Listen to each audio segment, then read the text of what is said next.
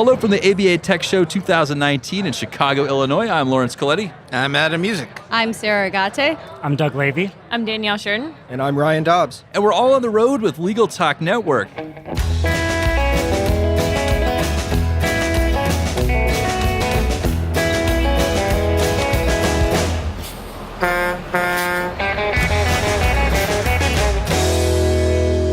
And we're back. I have a giant panel of law students. I don't even want to think about the collective student loan debt that is sitting at this table. It's terrifying. Yes. So I've got a pretty big lineup of people here. So I want to go around, before we get into today's topic, which is related to Tech Show, believe it or not, want to go around and introduce everybody, including our pal Adam Music. We'll start with you, sir. You're co-hosting this episode with me, but tell us about yourself. I'm with the ABA Law Student Division and the Young Lawyers Division, also collectively known now as the Early Career Strategies Group.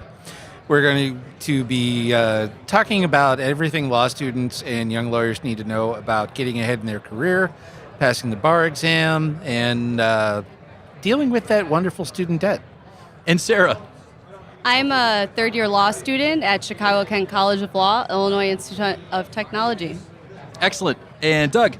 I'm a second-year law student at Northwestern's Pritzker School of Law, and I'm also getting a master's in public policy. Fantastic. And Danielle? I'm a third-year law student at Michigan State University. Excellent. Ryan? I am a second-year law student at the University of Oklahoma College of Law.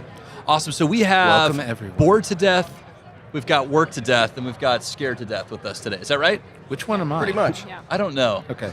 I just hope we're not closer to death, Adam. I've been walking around the expo all day, so I'm kind of talked to death, but I'm excited to be talking to everyone here. I understand that, Adam, you're a singer of sorts. I was wondering, before we get started with our interview, if you'd like to give us a little ditty. Well, whatever happens, I'm not going to be the Lady Gaga to your Bradley Cooper. So just so you know, I like the song from the Ballad of Buster Scruggs. It goes with the whole "On the Road Again" theme. I think the whole "Let me tell you, buddy, there's a faster gun coming over yonder when day is done." And after that, I think we're going to have to start paying royalties to the Coen brothers. I'd like to point out that other networks that cover legal conferences would not have done that. Oh, good. It's a first. Awesome. So Is it let's a get- first? Is it a first? It might be. No, we had Buddy Holly sing from Court Buddy. He did a really good Buddy Holly. And I cracked the joke because we were in Chicago, and he said that he was driving home, and I said I was glad he was driving, not flying. Yeah. Especially up to Wisconsin. So let's get it started. So obviously this conference is about technology, and we've got a bunch of law students here. So unusual. I mean, you guys aren't in your practice life yet, and obviously this conference is designed for practitioners to try to implement new technology solutions. So I guess my first question to all of you is, why are you here? Why is this so important right now? Well, for me, I work for the Center for Technology and Innovation in Practice at OU Law. So part of what we do is look for new and exciting technology that we can bring to the students.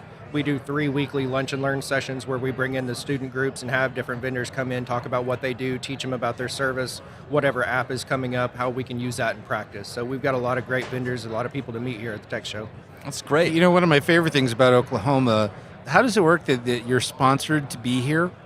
Well, we're actually sponsored by Thomson Reuters.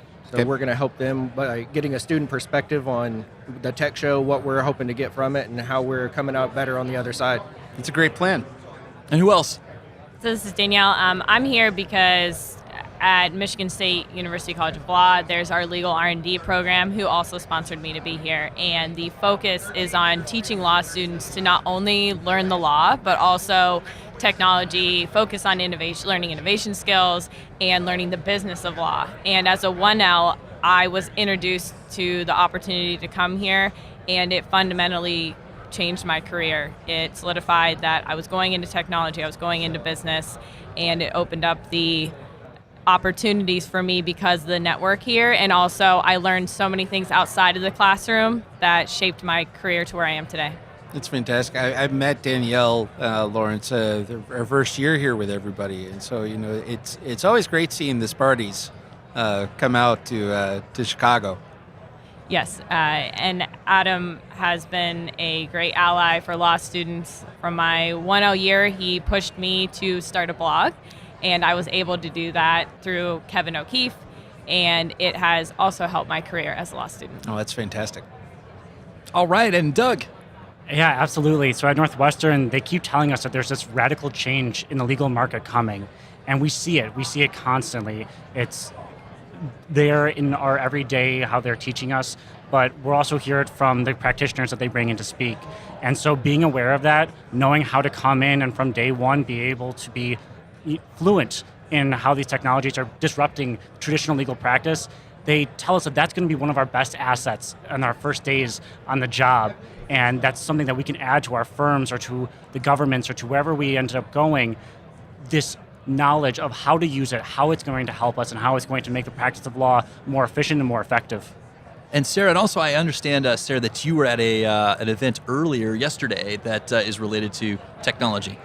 Yeah, that's right. I'm so excited that you mentioned that. So I helped co-host the Women of Legal Tech second annual all-day summit that happens along with ABA TECHSHOW, to get some of that traffic and to really kind of synergize all the energy that's here. And so we had a full day event. We had the ABA President-elect, Judy Perez-Martinez, give opening remarks. And then we had the Dean of Doug's School of Northwestern come and speak to us in the afternoon. And that's where we also honored the law LTRC award nominees. So it was a really great luncheon. So in that capacity, I'm at ABA TechShow, but I'm also here on my own accord because in my past life, I was focusing on healthcare technology. So it made sense that when I came back to law school that I try to understand how technology is making a difference, not only in the lives of lawyers, but in the lives of people that need legal help the most in the access to justice space. So that's what brings me here today.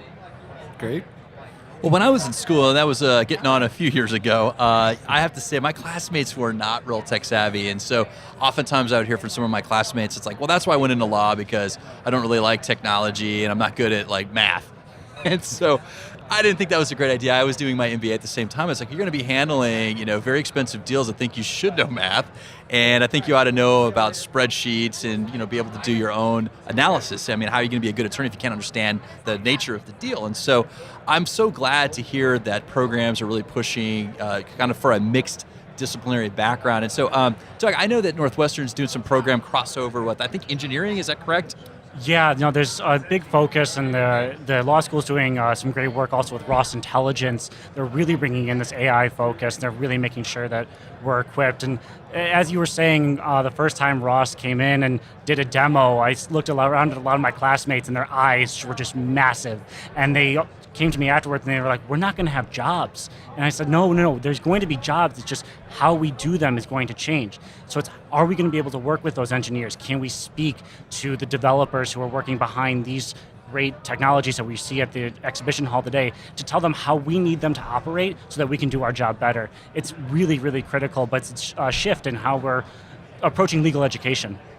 We just attended the Global Legal Hackathon, and we were at the New York chapter. And what I think is so fascinating, I think the power position that you guys are all in coming out of law school is that you understand law, and when you get into your practice in life, it'll be even more effective. But I think when you're talking about these engineers, the software engineers trying to develop a solution, they may not understand how that needs to work for the attorney. And every practice area is different. There's a lot of strength to that, and what might go for intellectual property is not going to be the same for immigration, and so everybody's going to need their own tools. And so I think what's so great is if you have exposure to the different disciplines, you're able to help bring a solution in there and be a key partner in producing those goods and services, and hopefully will also help the justice gap and get more people in front of the courts and get the legal help that they need. So I want to hear about some of the other programs. I know Northwestern's doing some things, but I just want to hear about some of the other technology emphasizing programs and some of the things maybe your dean and fellow students are doing. So who wants to go next? I'll jump in there. We just got our start with the Technology and Legal Innovation Society, which is a student-run organization. We have about 75 students who have stepped up that want to be the next generation of people in our area. Outside of football, I don't think I have to explain that Oklahoma City is not exactly a large cap market, but we are being able to take technology into some of the rural markets, some of the smaller courtrooms, and really beef some things up. When you mentioned the access to justice gap, being able to use technology to advance that in a way that Oklahoma has really never seen. Do you know the boss? I met the boss. He has a tremendous haircut. That looks twice as big in person as it does in the TV. So that's incredible. So who wants to go next? I want to hear about some other programs. So at Michigan State, I was in a class last year where we were given the opportunity to work with, we were partnered with a law firm, we were partnered with a technology, namely Neurologic and ThinkSmart, and then we were also given a problem. And we were partnered with the law firm and told to solve it and come up with a minimum viable product, which we produced at the end of the semester. You're not normally given those opportunities in law school, and that not only taught us an expert system where we were able to connect with the law firm who was trying to provide a solution to a client. We were also taught the business side of that and had to think through the laws and then how to implement it. So not only are you learning law, but you're also learning the business and technology side, which I think is really key to the next generation of law students. There's been some talk from professors I've heard where that learning these other skills, such as technology and project management skills and implementation, is limiting students' opportunities, and I think we all here would agree that I would challenge that to the fullest, and that clients are demanding that their lawyers have more rounded skill sets, and at Michigan State we were given the opportunity to actually go in and try it out. So that's what's going on at Michigan State, as well as other classes where you learn skills like design thinking and you throw yourselves into the startup arena. So I think that Michigan State is giving students opportunities they didn't have before, like some of the other schools as well. What would you think is one of the biggest misconceptions about legal tech? That people have an expectation of, oh God, this is going to take away our jobs eventually. And that sounds like something that is a bit overblown. What other misconceptions do people in the legal field have about technology? I would say, so I'm going to pause and answer that right after I answer this, because I don't think it's really a misconception within like our generation of future lawyers. Am I right here, everybody? Would you agree? I don't think it's because we're digital natives. And that's something that I've been talking about, shifting this paradigm from thinking about law students as one-dimensional, but actually seeing us as future lawyers and our capacity to actually break down that fear that you're talking about and that does exist in different generations. But I'm so fortunate to come from a leading technology school, Chicago Kent College of Law, and that's the home for the Center for Computer Assisted Legal Education, or instruction, Cali, and we also have we're home to the A2J author, so the forms that document automation, and we run like the self-help desk within some of the courts here. So really, Chicago Kent is full of legal technology and kind of embracing technology. It's in the culture. It's something that exists by virtue of having a bigger university.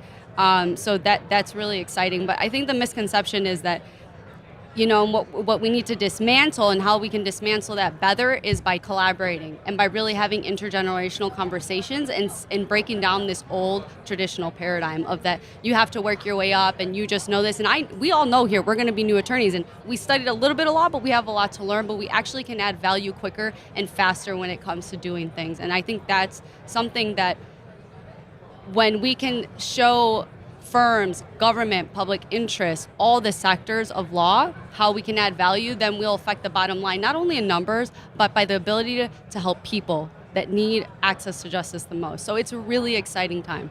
And then if I can jump in, and building off of what you said, Sarah, I think one of the misconceptions is that the law can become binary. And at least at this point, we're not quite to the point with the technology that we can be fully automated. What we can do is say, okay, young associate who trained at these great law schools, we don't need you to sit in a warehouse full of documents and look through them looking for that one word. We can use AI to do that so that your time is better used and that you can then help your clients more. But we're not to the point where you can totally remove the lawyer from the equation. That advice is still needed. That in human interaction, sitting across the table, listening to your story and making sure that you're getting the support you need, that will never go away fully. And so it's these access to resources, knowing how to capitalize them, and then knowing how to shift how we provide our services to our clients' demands, like you were saying earlier, it's critical, but it will never go away. So we're not going to be replaced. Just how we do our job is going to change a little bit.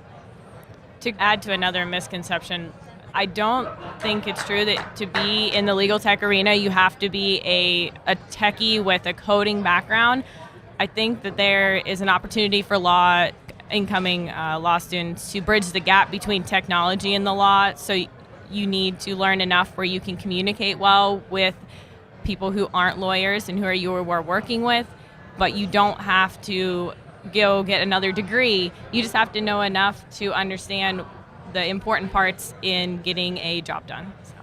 I think it's safe to say, just from listening to everybody, no one's really scared that they're not going to have job opportunities when they come out. I think what it is our job opportunities are going to grow in a way where we can support the older generation of attorneys, but also build new and exciting things that we will, definitely change the course of law as it moves. We really have huge opportunities, like Doug said, with AI, different behind the scenes technology. It's going to be really exciting over the next 20 years of our practice to see what happens and how we grow.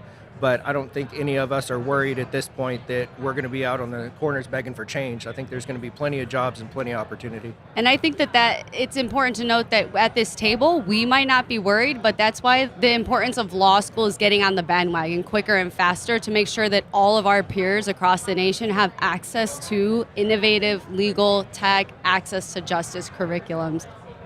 Ed Walters was mentioning earlier that we potentially have $1 trillion legal market, that we're only capturing 20% of it. And the ability of technology to reach into that market and give access to justice to countless hundreds and thousands of Americans and all across the country is really going to make a difference as we grow as lawyers.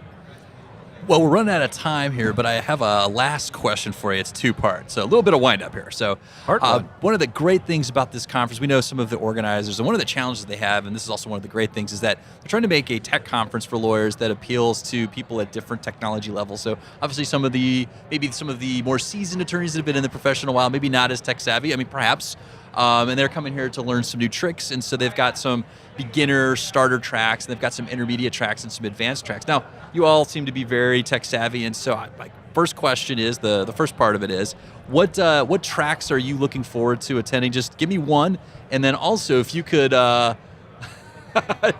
just gave me this horrifying look. I wish I could have encapsulated that on the podcast. Oh, I just did, but you can't see it. But anyway. Imagine it, people. Imagine a horrified look. So, and then the second part of that question is leave us some contact information if listeners or fellow law students want to reach out, ask you about your time here. How can they find you? And why don't we start? We'll give Doug some time. There you go, Doug. So we'll start. Let's start with Sara.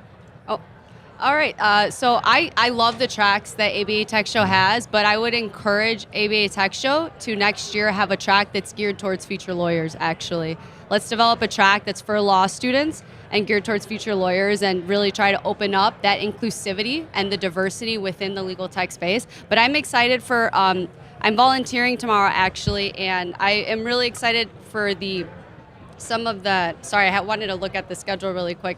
Everything's in our phones, and they have a nice app, but tomorrow I'm really looking forward to planning for tomorrow today, and I'm really looking forward to collaboration using tools so you can always get better at using your everyday tools. And then I'll be doing some volunteering tomorrow at the Tech Show. But thanks for having me. All right, let's go with Ryan next. I've been following the emerging technology track, but I'm also interested in litigation, so I've been splitting my time back and forth with them.